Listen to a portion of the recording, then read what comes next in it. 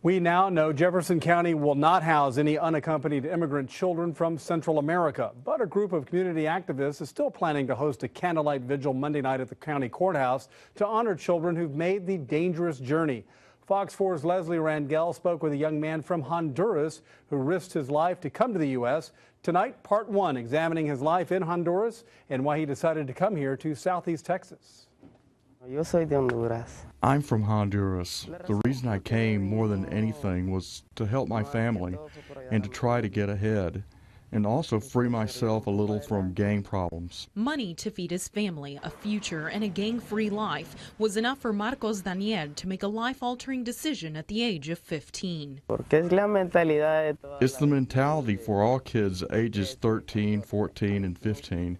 The thought of coming to the United States because we know we can walk free. He tells us in Honduras, sitting on a bench like this wouldn't happen without fearing you'd get killed. Tú estás con él, por decir, un día antes. You're with your friend the day before, and the next you find him dead.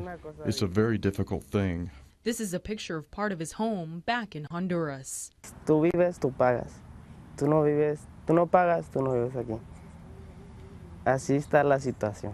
He says gang violence is so bad, despite their humble home, they must pay gang members what's called a war tax, meaning you pay and you live, you don't pay and you die.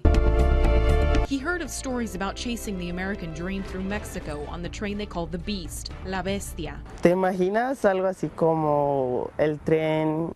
You imagine something like a train, but it's not as big as it is. You imagine it's small and not a lot of people. 3 years ago, he said goodbye to his mother, fed up with a life in poverty and constant fear of gangs. Y me levanté y... I woke up and I already had the mindset I would leave. Leaving his country in crisis, his mother and 5 sisters behind. Recuerdo que le dije, la abracé y le dije, no, me voy. I hugged her and I told her I'm leaving.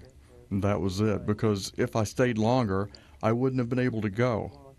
I made the decision that I had to go, most of all to keep myself alive, because Honduras is dangerous. A 27-day journey of hope for the American dream that begins in Honduras.